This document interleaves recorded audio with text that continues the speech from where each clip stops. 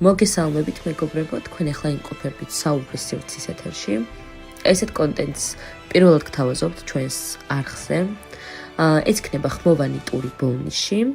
მე ქრისტინე ვარ და დღეს მინდა რომ ერთად ვიმოგზავროთ ქალაქში, რომელიც ბევრჯერ გაგვიგონია სახელით, მაგრამ იშვიათად მოგვისმენია მისი ისტორია გულით. ესე რომ ვთქვათ, ასე რომ მინდა რომ ჩემთან ერთად იმოგზავროთ ბოლნიში. მოისმინოთ სხვადასხვა ისტორიები ბოლნისის შესახებ და უფრო უკეთ და ახლოს გაგაცნოთ ეს პატარა ქალაქი. ნელ-ნელა ბოლნისიდან გავდივარ, მანქანაში მარტო ვარ, მაგრამ თქვენც ჩემთან ერთად უნდა წამოხვიდეთ ახლა. ეს გზა ძალიან მოკლეა რუკაზე, მაგრამ ძალიან გრძელი ისტორია აქვს და ჩვენ ვადგავართ ბოლნისის სიონისკენ გზას, რადგან როდესაც ბოლნისზე ვიწყებთ საუბარს, მე ვფიქრობ, რომ ბოლნისის სიონის გარეშე ბოლნისის ისტორიას ვერ მოვყვებით. ბოლნისის ცენტრიდან უკვე გავდივართ. მარცხნივ მინდა გითხრათ რომ არის ძველი სახლები და აქ გეტყვით რომ ეს სახლები ზოგი არის გერმანული არქიტექტურით, ზოგი კიდევ საბჭოთა დროის მძიმე აივნებით, რასაც ვუყურებ ახლა აქ ჩემს გარშემო. ამ ყველაფერზე ცოტა მოგვიანებით კიდევ ვისაუბრებთ უფრო დეტალურად, თუ რატომ არის აქ გერმანული არქიტექტურის კვალი. და მინდა გითხრათ რომ ეს ქალაქი ერთდროულად რამდენიმე ეპოქაში ცხოვრობდა და ამის ასე ვთქვათ კვალი არის სწორედ აი ეს შენობა ნაგებობები. ამაზე ცოტა მოგვიანებით კიდევ ვისაუბრებთ. ეხლა რაც მინდა გითხრათ ის არის რომ როდესაც სიონისკენ მივდივარ, ყოველთვის რაღაცნაირი მშვიდი და ესეთი წყნარი განცდა მეუფლება, რადგან ვიცი რომ მივდივარ ისეთ ადგილზე, სადაც თავს ძალიან მშვიდად ვიგრძნობ, მექნება ფიქრის საშუალება ისე, რომ ხელი, ასე ვთქვათ, არავინ შემიშალოს. გზად ძალიან ბევრი სოფელი არის, სანამ უბრალოდ რამდენიმე სოფელი არის, ძალიან ბევრს ვერ ვიტყვი, მაგრამ რამდენიმე სოფელი შეხვდება გზად, სანამ სიონში მივალთ.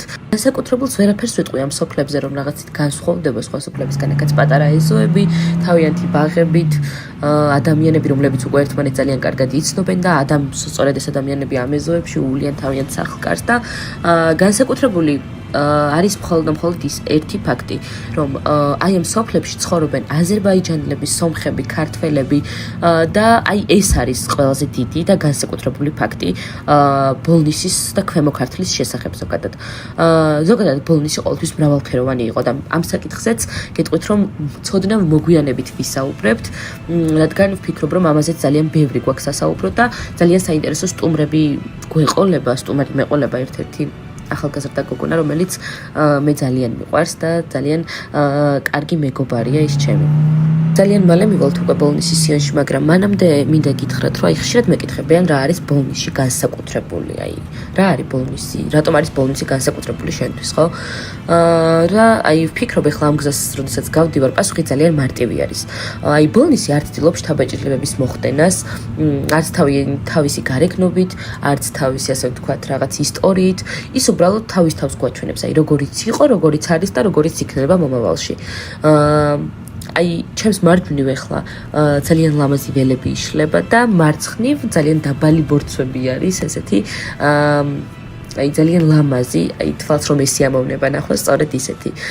ნელ-ნელა ვუახლოვდები სიონის ტაძარს, აქ გზა კიდევ უფრო ვიწროვდება, მინდა გითხრათ. აი მანქანას დავაყენებ და შემდეგ გადავინაცვლებ სიონის ტაძრის ეზოში.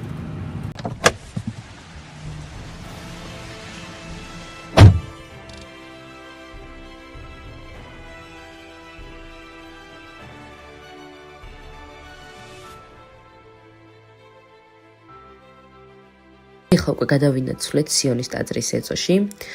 პირველი რაც აუცილებლად უნდა გითხრათ, ეს არის რომ ბოლნისის სიონი მე-5 საუკუნეში აიგო. ეს ის დროა, როცა საქართველო ჯერ კიდევ სწავლობდა ქრისტიანობას, როცა ტაძრები იქმნებოდა არა სიმდიდრით, არამედ რწმენით, მინდა გითხრათ. ტაძარი აშენდა როგორც სამნავიანი ბაზილიკა, ასე ვთქვათ, აი რაღაცა მკაცრი ფორმა აქვს, მარტივი არქიტექტურა და ძალიან ძლიერი ენერგია. აქ არაფერი არ არის ზედმეტი, არც დეკორაცია, არც რაღაცა განსაკუთრებული, ასე ვთქვათ, არქიტექტურა.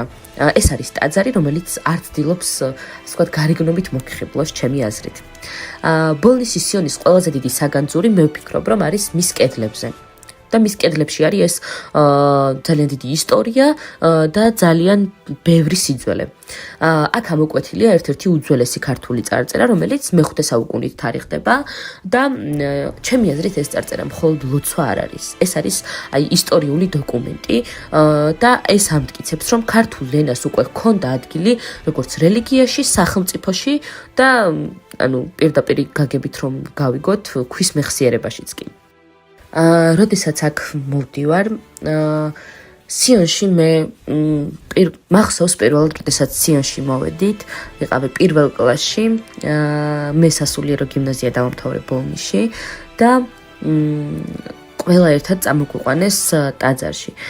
ვერ გეტყვით ჩემი პირველი კლასის ახლა შთაბეჭდილებას როგორი იყო მაშინ, მაგრამ როდესაც დღეს სიონის ტაძრის ეზოში შემოვაბიჯებ ხოლმე, სულ სხვა ემოციას ბადებს ეს ყველაფერი ჩემში. თავს ძალიან მშვიდად გვგრძნობ, როგორც გითხარით და მინდა ვთქვა, რომ ბოლნისის სიონი არის ერთ-ერთი განსაკუთრებული ადგილი ჩემს საყვარელ ადგილებს შორის. აქ როდესაც მოვდივარ, ყველანი აქაური მამებიც, დედებიც ძალიან თბილად გვხვდებიან, დაგეხმარებიან, მოგიყვებიან ყველანაირ ისტორიას.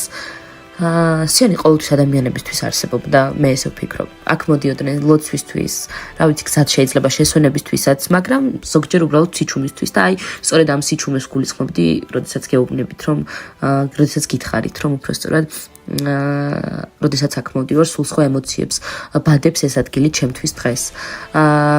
დღესაც ხო რა თქმა უნდა ასეა. აქ მოდიან ადგილობრივები, სტუმრები, მოგზაურები, სკოლიდან ექსკურსიები და რა ვიცი, ანუ ძალიან ბევრი და ხშირი სტუმარი ყავს ბოლნისის სიონს. ბოლნისის სიონი არ გვიყვება ისტორიას ესე ხმამაღლა და არ გუგუნებს, ასე ვთქვათ. და საჭირო არის რომ ცოტა ხნით გავჩერდეთ ამ ადგილზე, რომ მოვისმინოთ, შევიგრძნოთ, რომ ეს ტაძარი თან წარსულიც არის, მაგრამ ამავდროულად არის აწმყოც და მომავალიც. ის დღემდე იარსებებს მუდამ. და ასე ვთქვათ, მისი კვალი არასდროს წაიშლება ქვემო ქართლის, პირველ რიგში ქვემო ქართლის ისტორიიდან და შემდეგ რა თქმა უნდა მთელი საქართველოს ისტორიიდან. ძალიან დიდი მადლობა იმისთვის, რომ მისმენდით, იყავით ჩემი მსმენელი. იმედი მაქვს, რომ ეს ახალი ფორმატი მოგეწონათ, რადგანაც კიდევ რამდენიმე ნაწილი იქნება ბოლნისის ხმოვანი ტურის და ვეცდები, რომ აი ესე ხმებით მოგიყვეთ ბოლნისის შესახებ, დაგათვალიერებინოთ ხმებით ბოლნისი. და ვნახოთ, რამდენად საინტერესო იქნება ეს ყველაფერი თქვენთვის. ძალიან დიდი მადლობა კიდევ ერთხელ და გემშვიდობებით შემდეგ ეპიზოდამდე.